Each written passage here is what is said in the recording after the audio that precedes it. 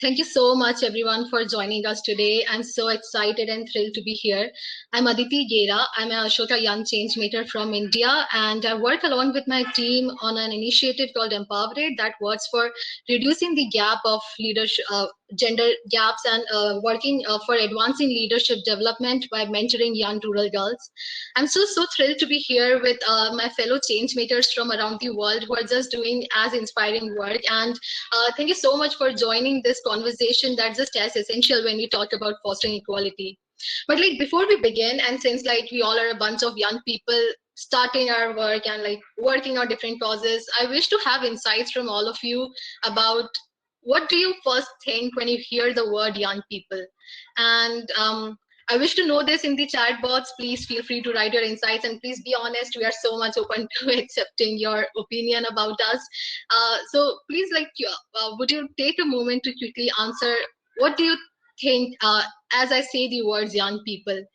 Please drop in the comments in the chat section. So while we are celebrating Women History Month this year at the Get Wiser Summit, I just quickly wish to take a moment to recognize all the women in the past who has worked endlessly and fought so much for the privileges that we young girls have today in this generation. And similarly, my fellow change makers around the world are doing so much essential work in their communities and are shaping a better future for the upcoming generation that is to come. And this, even like though we recently experienced the terrific problems of the pandemic, and even though gender disparity came as a shadow pandemic under the COVID-19, these, my fellow young change makers around the world, these young girls who are present here as speakers, they didn't stop working. They pushed their fuel and passion for creating an impact into their communities, and that's just so inspiring to me personally. And the fact that they came out as rather resilient into their communities along with their work is something that I truly want to recognize. We have so many good thoughts coming into the chats. When I think of young people, I think of new pathways to change. That's absolutely so right. And please welcome along with me on this note the speakers we have today, Sophia, Nabila, and Aryani. Aryani comes from India, who is an Ashoka Young change maker. She recognized the problem of mental health stigma with her personal experiences when she was 12, and she started just at the age of 14 Let's Talk initiative that works for advocating about mental health among adolescents in the rural and urban parts of Karnataka in India. I think it's so important that we talk about these pressing issues, especially during this time when all of us around the world are facing so many difficulties with regard to our mental health. Next, we have Sophia from US. She first went to Kenya when she was in the summer of 2016, and then she recognized, being a dancer herself, that young people in Kenya who do not love dancing, but they do not get access to dancing platforms into their educational institutions. And Sophia strongly believes that art and culture can shape the future of our young people, that is to like create an entire impact into their communities through ways of art knowledge. And she took this knowledge ahead and she started the initiative Ngoma Kenya, which funds young people for their dance ventures and provide a safe space for creating art histories. And she's working with many musicians and communities to advance this initiative. And I think that's so essential when we talk about young people and their careers. Also, we have Nabila coming from Indonesia. Nabila is a young, powerful girl who took the brave step of identifying the gang violence that happens in Indonesia. And she started off with creating a dialogue among her community about how this is such a sensitive topic, and we should, about how like the practices of verbal and physical abuse in the educational institutions from teachers for these young kids who suffer from the violence is so problematic. She created a safe space for these young people and also advanced a one-to-one peer counseling peer counseling support session through her Metamorphosis initiative. And she has also worked with the education ministry into her community. So thank you so much, Sophia, Nabila, and Aryani, for joining us today. I'm so glad to moderate this session along with you. Starting from you, Sophia, I wish to ask, when you went out to work with the dance kids in Kenya, and you started off your initiative that support the art spaces. What insights did you have in foreseeing the future? Like, how does art create a space for our young people in shaping their futures and careers? Yes, definitely. First off, thank you so much for having me. I'm so honored to be on this panel with a bunch of wonderful young change makers and women that are just making a difference. For me, I believe that the arts are a sense of communication. They allow people from different cultures and backgrounds and languages just to communicate with each other through images and sounds and stories. And art is often a vehicle that I believe can be used for social change. And it gives a voice to those that are politically or socially disenfranchised. And a song or music, film, novels can cause emotion for those that encounter it and inspires them. And I think for the kids in our program, it's a great way for them to build friendships. It's a great way for them to grow. I can see how much fun they're having, which is so important because a lot of the children in our program have dealt with so much in their young lives. And I think that through the arts, it gives them a space to let go of everything and have fun through dance. They smile, they're happy, they're enjoying it, and they're part of something that makes them feel better. And I know that not every child is going to grow up to become a musician or a professional artist, but I understand the importance that the arts can have on them right now. So I just think that the arts are so important when it comes to shaping our future and bringing change in our own lives and in the lives of others. That's so beautiful, and that's so essential when we talk about different parts of the careers that we can explore as young people. And it's so beautiful that you are working as a young dancer yourself to support your community even after being based in the US and supporting people from Kenya. That's amazing, Sophia. Aryani, I want to ask you, like, we as young girls who started out our initiatives and covering such sensitive topics into our communities, mental health being really sensitive when we talk about it, when we work on it, and even when we experience it ourselves. And I'm pretty sure that there must have not been only professional challenges that you faced, but there has also been many personal challenges that you faced as a young woman leader, having experience with mental health yourself.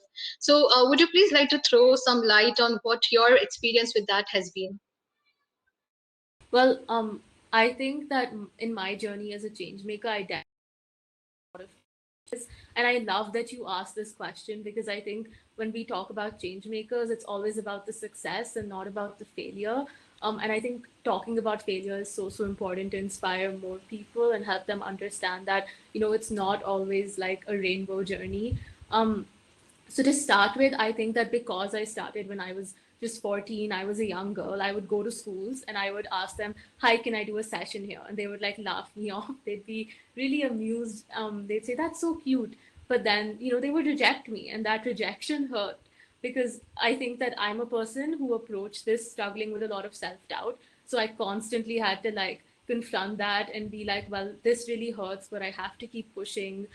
I have to do this." But it did impact me emotionally, and I think I internalized that because it wasn't just people who I approached who rejected me, was also people I worked with because of my age. So if I was working with an adult on like a project and if we had a professional disagreement, then they would bring up the fact that I was younger and so I should listen to them. And I think just those tiny things built up and I internalized that and I was like, well, I wish I was older, then I could create more change. So for a long time, that's what I thought, until I realized that because we are young, we have a fresh perspective. Because we are young, we can understand other young people. And I turned being young from my weakness into my superpower. So that was one challenge that I faced. And secondly, I think like for me, the reason why I started Let's Talk was because of my experience with panic attacks and anxiety and then not being able to seek support because of the stigma. And when I did seek support, I saw like a lot of people were judging me. I lost my friends, and it was a very hard time in my life, which made my recovery twice as hard. So I think my story was really powerful. But initially, when I started out, people were like, if you want to be taken seriously as a change maker, then don't talk about this. Don't talk about your personal story. And that hurt. And I was like, okay, fine, maybe I shouldn't talk about my personal story. So for a long time, when people asked me, why did you start the initiative? I gave like a generic answer because as a mental health advocate, I myself wasn't able to talk about what I experienced. And I think that really speaks for the stigma that we see in the world today.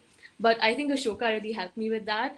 during the interviews, I shared my story, and I think it really helped me connect, and they understood me and they were inspired by me. And then I went on to share my story at a platform like TEDx, which was so empowering and just liberating. So I think being able to talk about what I experienced and leading by example, like not just saying you should talk about your mental health, but showing people that I can do it as well. And so, they can learn from me. I think that really changed me as a person and as a change maker. That's so powerful, Aryani. You have no idea, like, because it's something so important that you just touched upon. We as young people are often told that maybe the voice or experiences that we are sharing is not so important because we have a better and bigger perspective of people who are experienced, and also especially as young women dealing with something as sensitive as mental health ourselves, and not being allowed to share our stories related to it is something that is vulnerable in itself, but also requires people like you to break those barriers and turn out and show the world that how important it is. And like when we're talking about challenges, I just wish to share like this thing that we touched upon. When I was working at my initiative with my team, we reached out to government campuses for collaborating with them, and we were often neglected because we were young ourselves, and they often believed that there's not a lot that we could do into their communities. But also taking it further, how you told about the story of a girl, like she would just be like, okay, that's cute, and then what are you going to do about it? And that's the same thing that we faced when we worked with young rural girls. So while we wanted to develop leadership in them by mentoring them and advancing their participation into women spaces and become leaders of like the upcoming tomorrow, it was more of a challenge to change the mindset of these people, because the young girls in rural areas has always grown up knowing nothing beyond patriarchy and how it affects them, and they have always saw their mothers, their grandmothers living in a very specific environment that has always followed the practices of having only basic education and then getting married, having children, having a family. And the major challenge for us wasn't any like convincing government or like having a strong team, but it was more so changing the mindset of the beneficiaries of our work. And that was something so crucial to work upon. And I know that Nabila has also been working on the same space. Like she's working for the gang violence, for like changing the mindset of an entire educational system and the community to not apply the practices of physical and verbal abuse for these kids. So Nabila, please share about your challenges and how you tackled them in terms of changing the framework and mindset of your community.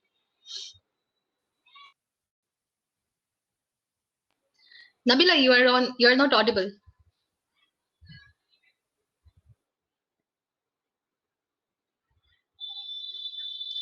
Can you please unmute yourself?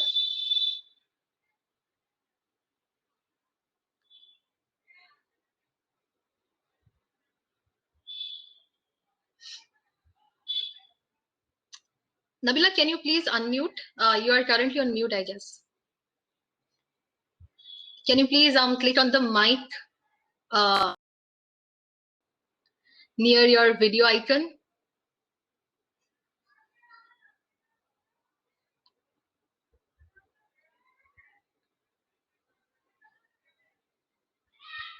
Okay, so we'll wait for Nabila to join back, and until then, let's move to Sophia.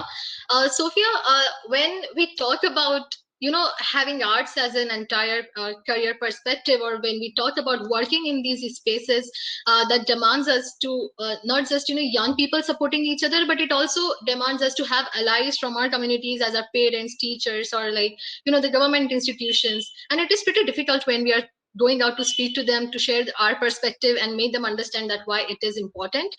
So would you please like to share with us how you did this in your community working at Ngoma, Kenya, and who are the potential allies that you find out for your work, and how do you want to change the mindset of parents and institutions into your community when you're talk about having a wider and safer art spaces? Definitely. I think for parents, being your child's ally is very important. Actively listening and hearing to what your children are saying, and even what we don't say, is very, very crucial. And I know that my parents listened to me, and they followed things that I was interested in or things that I was passionate about, and they followed that. I really was able to be the one to take the lead, and they said, you know, whatever you choose to do, we will back that, and we will be there and to offer support and guidance. And so on my journey, I also, you know, started my change making journey, started my organization when I was 14. And so it wasn't easy. I always tell parents, like, it's okay if you're afraid, because this journey is definitely not easy. Like we were talking about earlier, there's definitely going to be ups and downs and challenges. So it's okay to have those fears, but you just can't let those fears stop you or stop your child from unleashing their change maker within. And I think that on my journey specifically, my mom is very headstrong. So she was like, of course, like when I was offered the opportunity to travel to Kenya without them, my mom was like, you have to go. And my dad was like, this is not happening. Like, you're 14 years old. What are you talking about? You're not going. So it took a lot of convincing, but eventually they realized like they could not stop me from going on this journey, and they could not hold me back and be the ones that wouldn't allow me, because I wouldn't be where I am now. So I think it's just really important to give your children a voice, help them find their voice, and listen to what they have to say. And my parents are always open about making sure that we tried all types of things, that we knew what was out there in the world for us to develop our passion. So I definitely saw it happen on my journey. And I think that it's important that these institutions, even when it's not our parents, when it's adult allies, that you're listening to the young people in your lives and hearing what we have to say, because it's valid, and our lived experiences are really important and can really help make a difference and really help shape and impact our future. I think I would totally relate with you there, because when we were working with young girls, it was not a big of a task to convince, you know, my family members or like my teachers and my school peers that this is something essential that we are working on and we need your support into this. So I would often invite my teachers from the campuses to work with these young girls and provide mentorship to them on some. And I think that it's beautiful when adults join us, young people, and become our allies and support our work, because that just gives us a lot of power to have a better structure for our ideas, but also to create a better impact for our communities. Nabila, can we hear you speak now? Is the mic working? Can you unmute?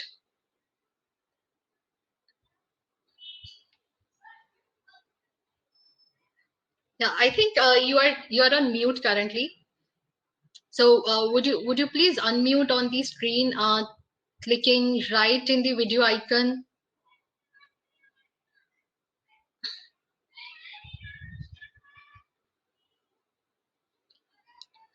Nabila, we can't hear you. I would request somebody from the team to help Nabila unmute herself, if we have Geneva or Claire here, or Hera.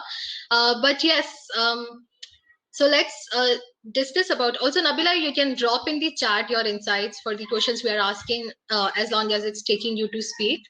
And I think that, yeah, thank you so much for that, Geneva. So about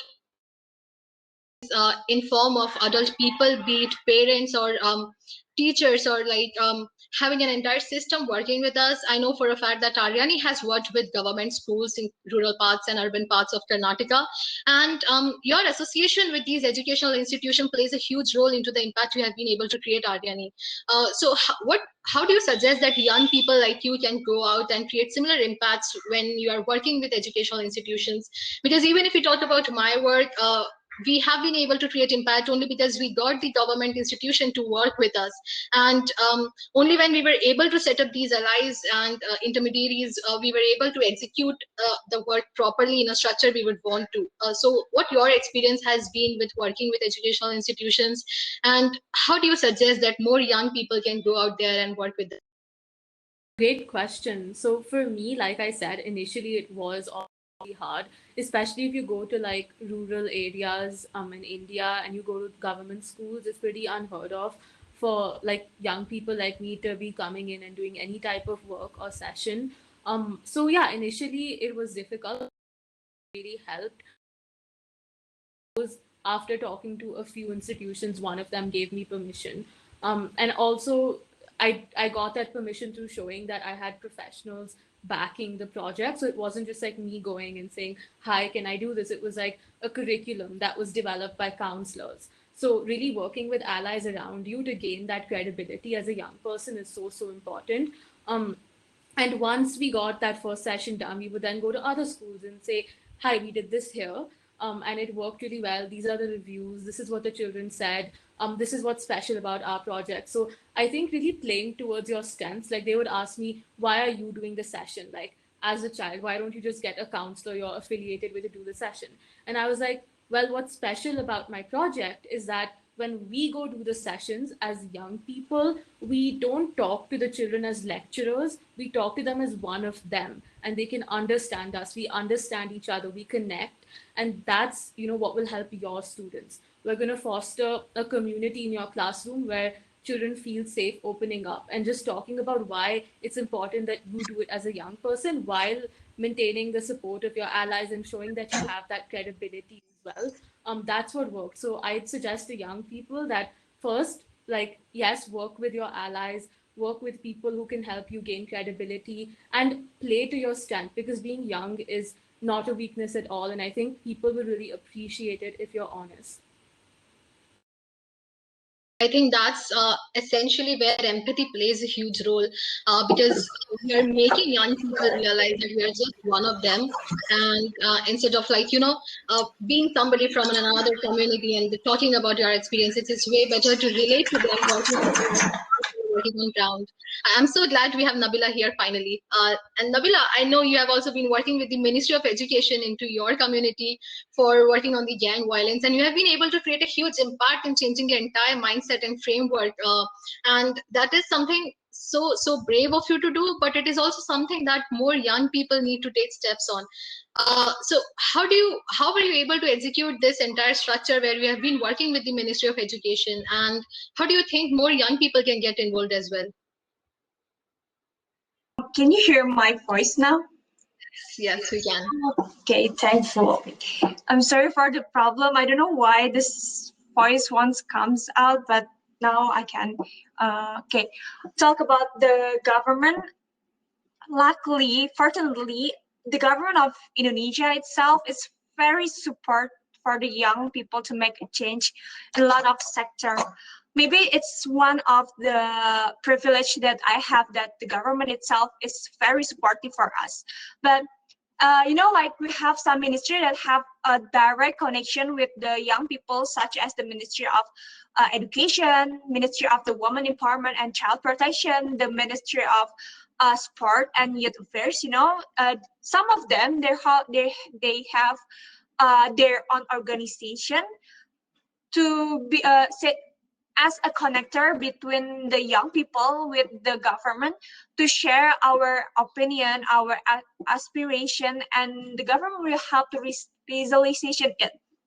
And maybe if in your country didn't have that kind of organization, we can be we have another option to connect with the government through the NGO, such as Ashoka itself. Ashoka have a very good relation with the government here in Indonesia, and it's really helping me to connect with the government.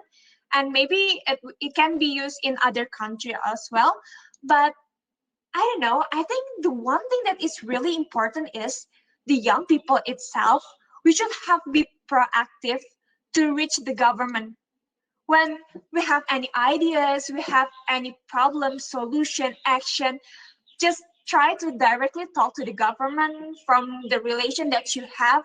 And I think the good government, I believe that the good government will hear the voice of the young people and will realization it with their programs. But also, I think maybe there will be some challenge like the bureaucracy. The government have the bureaucracy that we have to face, but maybe it's part of the challenge that we have to face with connecting with the government. But the other things that we have to remember is the government dealing with the government is a little bit tricky. We have to do some strategic, we have to be smart, we have to do it a good way. We can be do protest like protest. We can do that if we want to connect with the government. And also we need a connection, we need a networking, such as like what I have told before. Like maybe we can connect with the government through the NGO that we have been joining, such as Ashoka as well in Indonesia. Maybe that's one of things that we can do so we can be connect with the government. Yes, that is so true. And it is also something that we have to networking smart and take decisions, in fact show a very clear picture of what we are going to work on, because but also at the same time I think it's very important that it has to be a two-way process, that you are a young person into their state or their capital working on a cause, and they have to be supportive as well in terms of advancing more young people to become change makers into the society, and have maybe structured programs where we would have this installed into educational institutions, or on a state level where we would have more young people encourage themselves to take up initiatives like all of you did. And talking about this, I think it is even more essential when we focus on art spaces, because even if we have a very set of career options in front of us for the young people to pursue, and there would be many young people getting into innovation, science, technology, and maybe there's not so much dialogue that's created when we talk about young people getting into art and the policies that we make around it. So Sophia, what would you think, how can we involve government institutions into this when we talk about advancing art for young women and people? And how do you think, how can young people get into the policy making spaces for this to happen? I echo everything that's been said so far, and I feel like for me it's really important that we do research and try to find local and federal lawmakers, and to not be afraid to reach out. It's often very intimidating to think, oh, I'm young, they're an adult, they're in this field, they have been doing this longer than I have, so it can be scary to be like, let me reach out. But it's important that we talk to these people that are putting these policies into place, and we rally behind legislation or policies that we want to see, and that we get other young people involved. So I say, look for organizations, look for other people that are doing direct policy work. It's, like I said, easier when you're working alongside people. I know for me, here in the States, I work with an organization that does a lot of work around justice. And so that's been really great, working with other young people that want to see change happen within our state and also within our country. And so I say, do your research, really get deep into the weeds and look into what you want to see. And then don't be afraid to go from there, do research, talk to people that are in these fields that can make these changes, because your voice can be the one that will influence them. And it's often you that needs to be the one that'll say, hey, this is an issue I'm seeing. How can we change this? No matter the field, whether it's art, whether it's STEM, whatever, I want to see this change happen. So let's do the work. Let's make it happen. Absolutely. And talking specifically about the United States, I think a major event that recently happened, Amanda Gorman spoke her spoken word poetry at presidential inauguration. And I think that's something very important to promote young women into the art spaces, having their voices heard at such huge platforms. And I hope we get to see more of that, more of women like you representing your communities into such big platforms. And we had a question into chat. And also, I would request everyone who has questions, please drop in the chat section, and we would try to let it cover from our speakers. So Emelina asked how parents can educate their children to be proactive in society. And this was exactly something that I was coming on, that you all started at a very young age, and this has to involve a huge part of your upbringing into your particular households. I know my upbringing has been done in a way that played a huge role. My mother has always been very inspirational and proactive in terms of teaching me through her actions how empathy and kindness matters, and how change making or creating an impact shouldn't just be a selfless act of kindness, but it should rather be a responsible act of duty. And I've learned from her how I, as a young woman, can have the freedom of choice to be whoever I wish to become. And that is something that I wished more girls had the privilege of when I was growing up at a small town like here in India. And this was something that majorly motivated me to work with young rural girls, to have them pass on the same privileges that I carry from my upbringing and from the values that my mother and father has inbuilt in me, and especially how they have become role models into their own ways. So this is also the same thing I wish to ask you, how your upbringing has played a role into developing you into a very proactive young woman who took the step of changing the society through your actions at maybe the age of just 12 and 14 and 16. And this is something that definitely has to come from the values that you receive. So please talk about how your experience with this has been, and what advice would you have for other parents to promote their young children to get into the same journey. Aryani, maybe I would like to start with you. I love this question. I think that I never realized this before. Recently I'm seeing like the role that my parents played in why I'm a change maker today. Ever since I was a child, they always told me do what makes you happy and don't care what other people think. And in a place like India where all the students are just focused on grades, so it's all about marks and academic accomplishment, I always wanted to do something unconventional. And my parents would be like, they would explain to me what the rat race was, and they were like, we don't want you to get into that, we want you to follow your heart. I think if you want children to be proactive when they're older, you have to teach them how to be proactive when they're younger. And my parents always gave me self agency. They made me independent and they made me an independent thinker. I didn't have to think the same way that they did. Um, and I'd like to draw on one of my favorite poems by Khalil Gibran, which is that children come from you, but they are not you.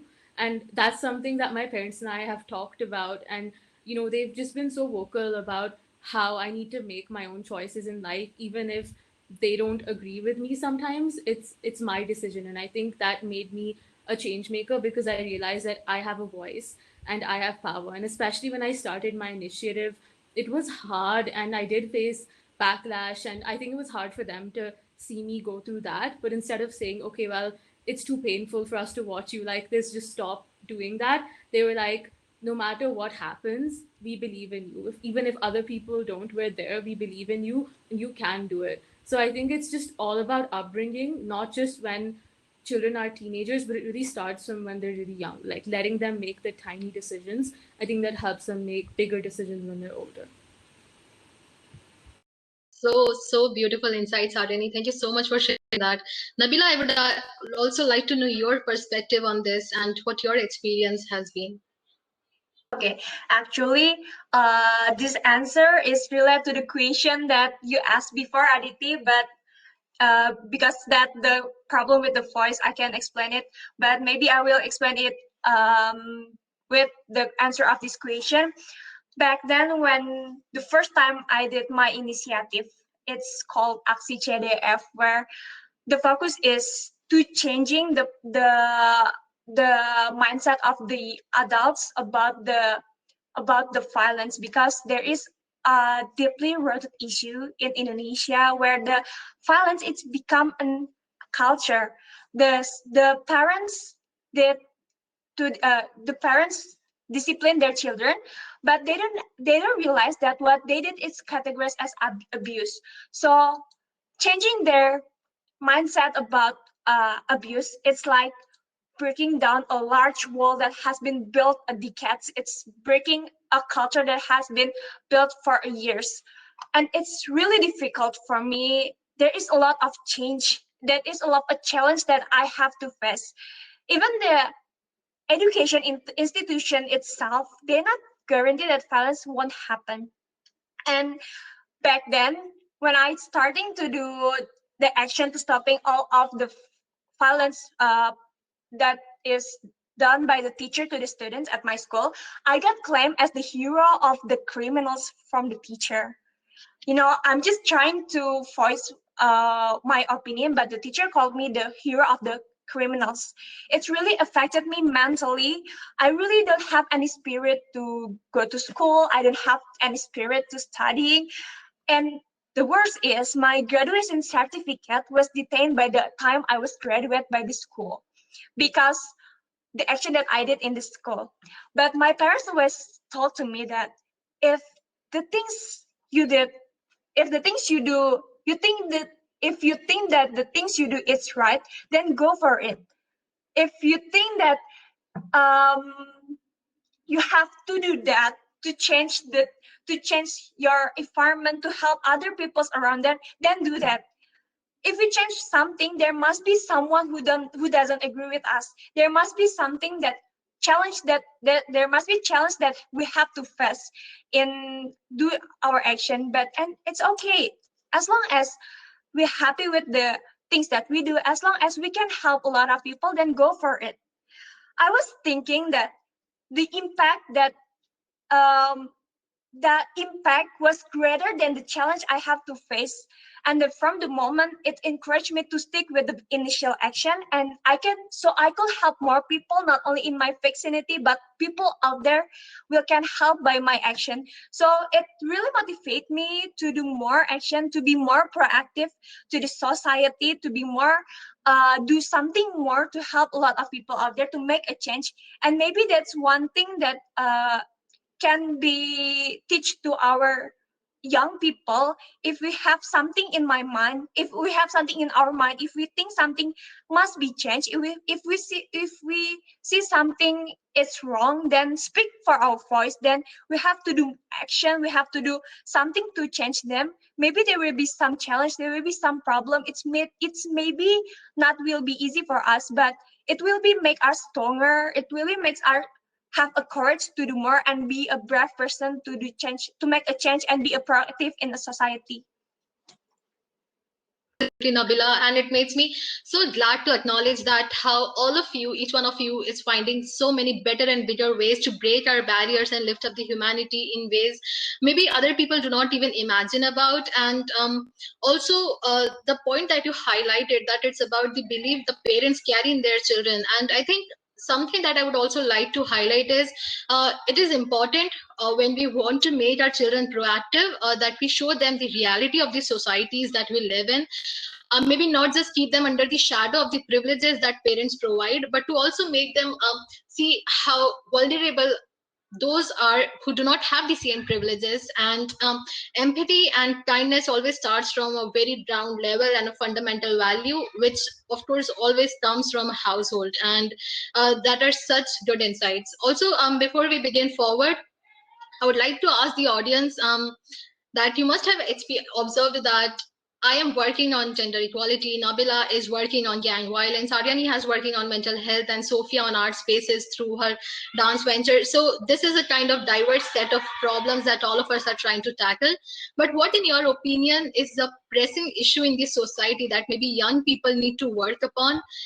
So please share your insights in the chat, that what is one of the pressing issue in the society that maybe many more young people need to have their solutions created for. And while we talk about this, Sophia, I would like to ask you, being a young girl yourself and starting out as a young change maker, what advice would you have for other young women like you who want to, who you think should get into change making spaces and have better representation in order to foster equality at different spaces? I absolutely love this question. And I think it's important that as women, we think about what matters to us and we use that to make a difference. I think it was about 7 or 8 years old when I joined a local performing arts troupe that danced and sang around the community. And it was up until that age I really enjoyed volunteering, and I also really enjoyed the arts, but I found that how could I connect these two things? Because in my mind, I thought that they just didn't work together. But I realized from a young age, those two things can link, and I can combine my love of the arts and my love of volunteering. And so I think it's important that we think about those things and to not be afraid to link together things that don't seem likely and that they don't seem like they fit together, but they actually do in the end. And I've also found that in my organization, I can combine arts, but also change making and activism. And I'm seeing that happen now through the organization. So don't be afraid to find what you're passionate about and use that to make a difference. And I absolutely love the saying that if there's no room at the table, build your own table. And I like to add my own spin. I say, invite others to that table, because I cannot count the number of times that I've had to build my own table on this journey. Like Aryani said earlier, it has not been easy. I think often we talk about the good side of it, but there's also challenges that come with change making. And so it's not always going to be easy. And I found as a young woman of color, I need to use these hardships and use these challenges to help others and to show other women and other girls that using our voices is crucial, because sharing our stories, sharing our voices, other people can see themselves through that. And in the end, it's about amplifying others' voices and bringing other people along on our journey. Absolutely love that, because it also reminds me, adding to that, if you're not given a seat at the table, Shirley Chisholm, a woman of color who became the first congresswoman in the United States of America. Now that we are celebrating Women History Month, I would like to quote her. She said something on the similar line, that if you're not given a seat at the table, bring a folding chair. And I think that completely stands out to me as a young person who's also working on developing leadership with young rural girls. And it is so important that we make our voices heard. We fight. We revolutionize our voices and create our own spaces. Aryani, I would like to know your perspective on this quickly. Yeah, sure. And I think one common thread that all of us have is that when we started out, we faced resistance. And I think I'd like to tell young girls that it's okay to doubt yourself because other people doubt you. I think that for me, I was constantly like, well, I'm a change maker, so I shouldn't experience self-doubt. I shouldn't struggle. But I just like to tell them that it's okay. You can acknowledge the doubt, you can confront it, and you don't have to say that I don't doubt myself. You can just say that I'm acknowledging that I'm feeling this way, but I choose to give myself a chance anyways. Like, just give yourself a chance. You don't have to take big leaps initially, but there should be a tiny voice in your head that you listen to. That you just show yourself that I believe in you, even if other people don't. And while we're on the topic of fostering equality, I think that women really need to lift other women up. I personally had to reflect a lot on how I internalized misogyny, and sometimes when we feel insecure, and because, like Sophia said, there's such few seats available at the table, sometimes we put other women down. And I think that if you do feel insecure, it's again important to acknowledge that, but know that the success of another woman is your own success, and we are allies and we lift each other up, and that's your role to play as a woman, as a young girl, in fostering equality.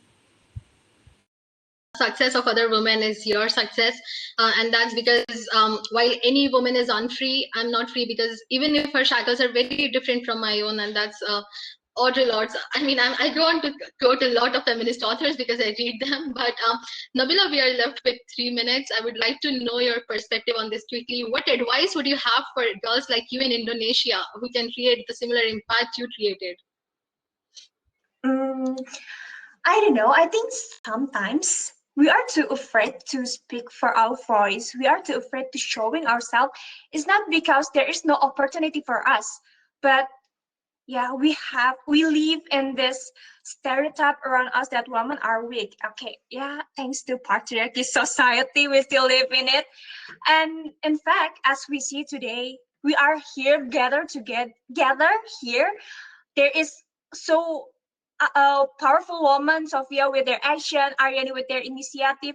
It's really proof that women can make a change. Women have so much power to do something to make a change in this world.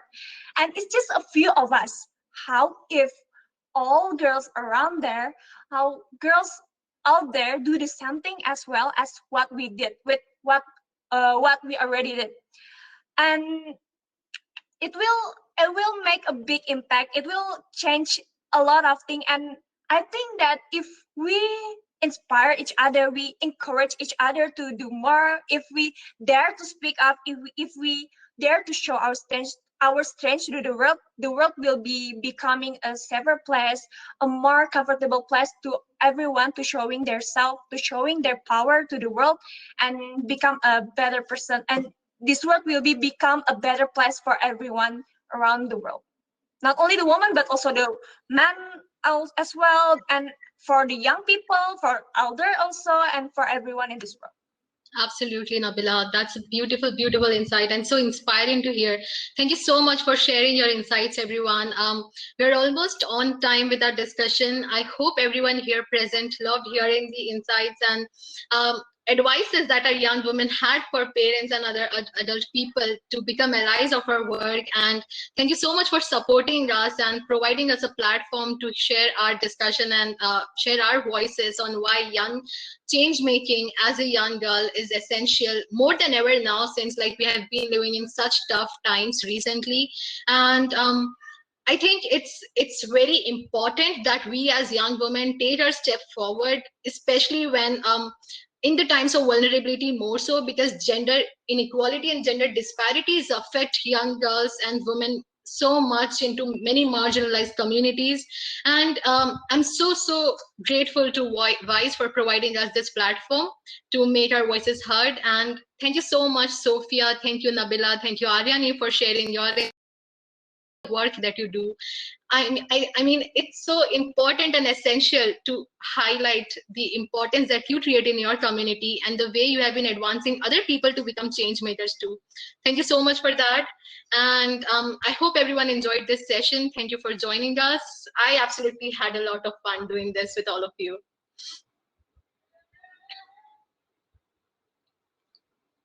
Great. Okay, so I hope to see you again soon sometime. And bye, take care, stay safe. Keep doing the change making you do and keep supporting other young change makers as well.